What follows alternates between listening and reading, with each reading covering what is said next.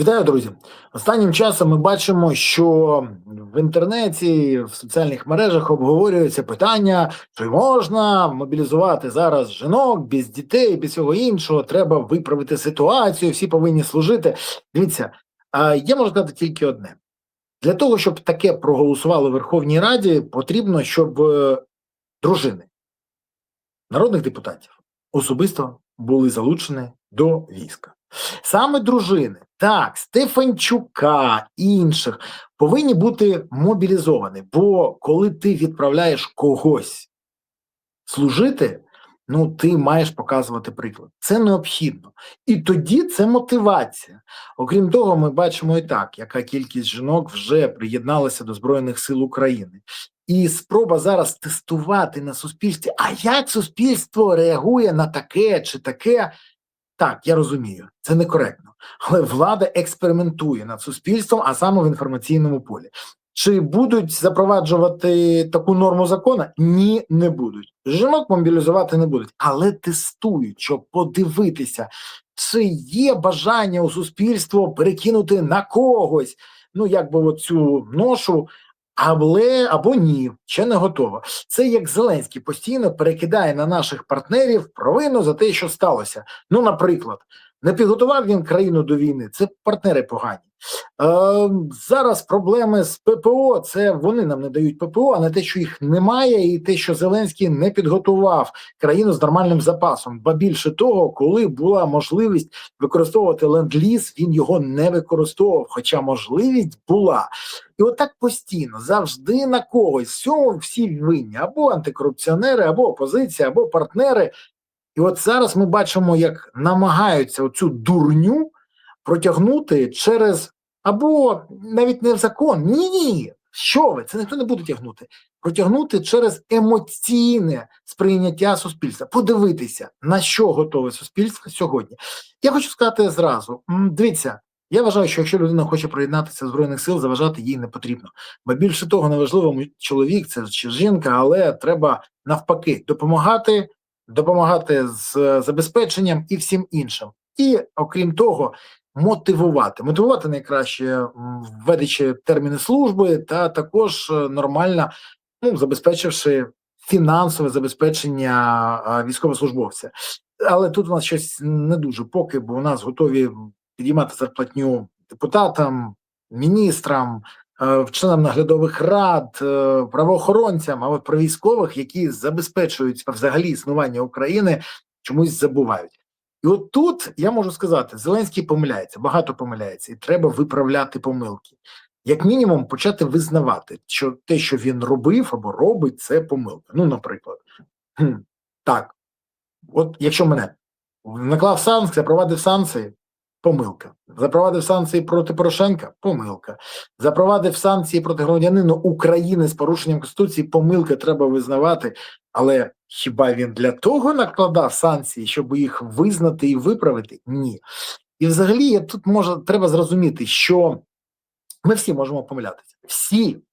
Будь-хто. Я буваю теж неправий та роблю помилки, як і всі люди. Визнаю їх і роблю роботу над ними. Не завжди легко, але під тиском аргументів треба бути конченим дурнем, щоб ігнорувати свою неправоту. І коли мені доводять, що я зробив помилку, то я її виправляю і визнаю її. Наприклад, нещодавно я в себе в соціальних мережах виклав відео з Зеленським, яке мене відверто здивувало і тим, в якому стані Зеленський виглядає, тим, що він казав. Дуже швидко в коментарях написали, що відео було технічно сповільнено. Я запитав у свого знайомого технаря, чи так. Він подивився, і я отримав підтвердження. Так, відео було сповільнене. Що я зробив?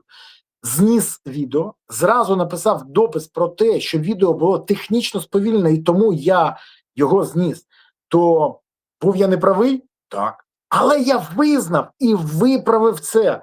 Це, до речі, як ставлення до формату поведінки. Я ж не Зеленський. Я коли не правий, я визнаю це. І роблю це публічно. Бо я розумію, як ти публічно, скажімо, помилився, так ти публічно повинен це визнати і виправити. І це важливо. Але в останній час я, до речі, бачу, що вже не тільки влада, а й наші громадяни велика кількість людей вважають себе просто істинною в останній інстанції та борються за право бути джерелом єдиної вірної думки, але при цьому вони озвучують таку дичину, що дурню, ну або дурню, кстати, до речі, що диво можна датися. І оця дивна, інфантильна, безапеляційна та ультимативна позиція мене відверто дивує, і дратує, і навіть трохи лякає, бо кількість людей, які, скажімо так, м'яко кажучи, не розуміють, наскільки вони неправі, стає все більшою і більшою. Це говорить про психологічні проблеми в суспільстві. Я завжди казав, що Україні потрібні сотні тисяч психологів, психіатрів після війни. Але зараз це стає вже не просто припущенням, а необхідністю для того, щоб держава, ну, якби остаточно не поплавилася. Взагалі, давайте відверто казати, можна вічливо і коректно сказати, що у нас з соцмережами давно шириться синдром Даннінга-Крюгера. Навіть тут, в коментарях на Ютубі, це помітно. Але дайте відверто, якщо відкинути ввічливість, то варто визнати, що у нас фактично забагато довбограїв. Так, у нас забагато довбограїв, які ображаються, коли ти їм кажеш, хто вони, як не бажають еволюціонувати. А найгірше навіть не те, що їх забагато, а те, що в них є підтримка з таких, як вони, і вони, до речі, дуже активно гуртуються навколо влади, навколо будь-якої влади. Я зразу скажу, бо мені дуже часто кажуть, ви критикували Порошенко. Так, я ще і Януковича критикував, і Зеленського. І я завжди вважаю, що владу не потрібно кохати або обожнювати, і вважати, що вона від Бога. Так тільки на Росії думають. Я вважаю, що влада – це сервіс. Якщо влада помилилася, їй треба вказувати на це. Якщо влада зробила помилку, треба вказати і вимагати виправити. І тому я критикував завжди владу, коли вона помилялася, або коли факапала, і завжди підтримував, коли влада робила гідні речі. При тому, що Зеленський, що Порошенко. Тут неважливо. Якщо ви хочете з влади робити куміра, вибачте, це не до мене. І, до речі, чим відрізняються ті, хто вважають, що Порошенка не можна було критикувати, від тих, хто вважає, що Зеленського не можна критикувати?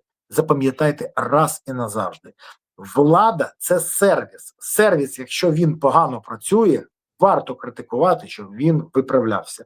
А якщо сервіс працює гарно, то про це теж треба казати. І більше того, можна дякувати, бо воно того варто. Так от, знаєте, чесно скажемо, що під час війни кількість довбограїв, особливо така велика, які цікавляться чим завгодно, а не важливими речами, наприклад, питанням фронту, армії, що каже Драпатий, що каже Залужний, що кажуть люди, від яких, ну, фактично залежить військова думка країни, а цікавляться якимись там, не знаю, співаками, акторами, шоуменами, що вони скажуть. Так от це доволі велика розкіш і занадто дорога для України така історія. Ба більше того, я за різноманітність поглядів. Ну от дійсно, я готовий сприймати іншу точку зору, якщо вона підкріплена аргументами, і я розумію, що за цим щось стоїть.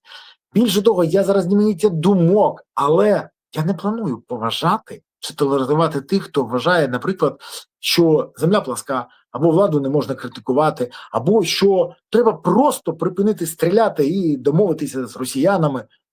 Можете домовитись? Домовляйтесь. Будь ласка. Я хочу подивитися, як. Тому, що я хочу сказати, я за свободу слова, але не варто її плутати вседозволеністю і вимагати поважати погляди та думки довбограїв. Навіть якщо вони мають посвідчення якогось високопосадовця. Давайте відверто. Вони вже в 2019 році привели країну до тої кризи, в якої ми знаходимося зараз, і невідомо, як та коли вигрібемо. Вибачте за різкість, але якщо влада не може виправити власні помилки, якщо довбограї готові її підтримувати і не розуміють цього, в нас величезні проблеми. Якщо влада під час війни не визнає свої помилки, вона не може їх виправити. А це буде використовувати наші вороги з Росії. І якщо це хтось не розуміє, ну що ж, в нього проблеми, а разом з ним і Україна. Вибачте, інших варіантів для вас я зараз не маю. треба еволюціонувати. Якщо не проеволюціонуємо, буде катастрофа. Дякую, що подивилися, дякую, що підписалися, поставили вподобайку, прокоментували і поширили відео. Окрема подяка за те, що підтримуєте ЗСУ, донатите ЗСУ і приєднуєтесь на ЗСУ. Тому що ЗСУ – це єдина сила, яка є запорукою того, що Україна є майбутнє. Тож гуртуємося навколо потреб ЗСУ, щоб у України було гідне майбутнє. Дякую вам. Па-па.